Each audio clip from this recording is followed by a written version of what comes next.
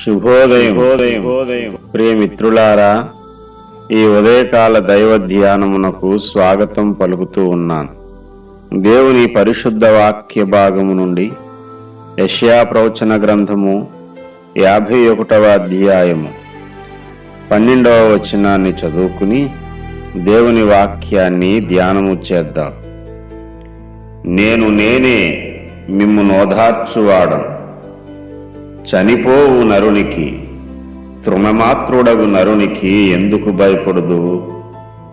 దేవుడు ఈ పరిశుద్ధ వాక్య భాగమును మన వినికిడిలో ఆశీర్వదించునుగాక. ఆమేన్.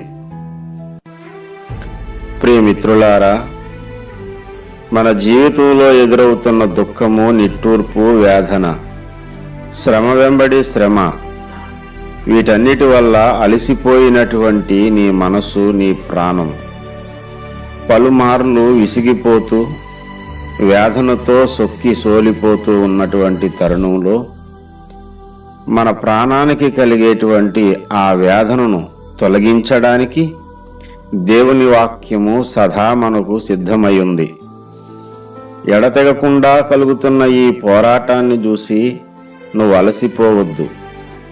సముద్రపు ఒడ్డునున్న పర్వతాలు, కొండలు అవి చాలా సుందరంగా ఉంటాయి. కారణం ఏమిటి? తరచూ ఎగసిపడుతున్న సముద్ర కెరటాలు ఆ పర్వత రాళ్లను తాకుతూనే ఉన్నాయి. నిత్యము కలుగుతున్న ఆ పోరాటం వల్లే వాటికి ఆ సౌందర్యం వచ్చింది. అలాగే నీ జీవితంలో ఎడతెగని ఈ పోరాటాలు, నిరంతరము కలుగుతున్న శోధనలు నీకు సౌందర్యాన్ని, అంటే ఆత్మీయ సౌందర్యాన్ని చేకూరుస్తాయన్నమాట. ఆత్మీయ సౌందర్యాన్ని కలగజేయడానికే దేవుడు ఈ ఎడతెగని పోరాటాన్ని నీకు ఏర్పాటు చేశాడు.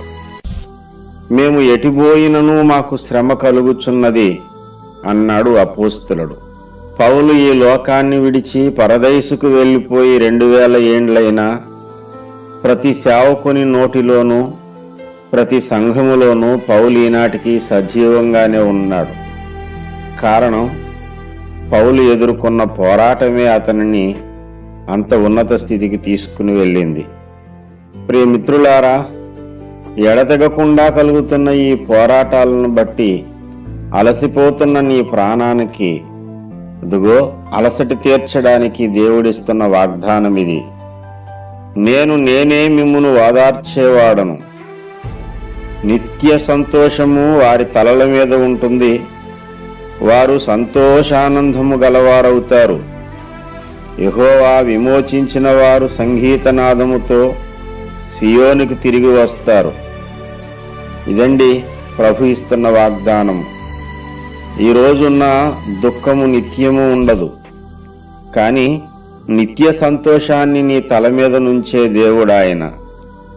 నీ నోట సంగీత గానములు, స్తోత్రగానాలు ఉంచడానికి ఆయన సంకల్పించాడు. తృణమాత్రుడవు నరునికి ఎందుకు భయపడతావు?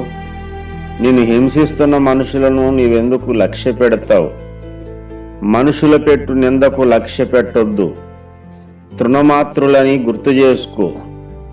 శాశ్వతుడగు దేవుడు, అనంతుడగు దేవుడు మాత్రము నిన్ను ఓదార్చడానికి చేతులు చాపుతూ ఉన్నాడు. కృంగబడిన వాడు త్వరగా విడుదల పొందును, అతడు గోతులోనికి పోడు అంటూ నీ కృంగుదలకు ఒక పరిష్కార మార్గాన్ని ప్రభు చూపెడుతూ ఉన్నాడు. ప్రియమిత్రులారా, మహాబలశాలి అయిన దేవుడు నిన్ను ఓదార్చడానికి సిద్ధంగా ఉన్నాడు. నిత్యానందము నీ తల మీదను కుమ్మరించి సంతోషభరితునిగా నిన్ను చేసి నిన్ను సియోనులోనికి చేర్చుకోవడానికి ప్రభు ఇష్టపడుతున్నాడు. వ్యర్థమైన భయాలు విడిచిపెట్టండి. ప్రభు ఇచ్చే ఆనందాన్ని, సంతోషాన్ని అనుభవించండి. దేవుని కృపచేత నింపబడుతూ నిత్యానందముతో సియోను యాత్రలో సంతోషంగా సాగిపోదాం. దేవుని కృపా సమాధానములు మనకు తోడుగా ఉండునుగాక. ఆమేన్.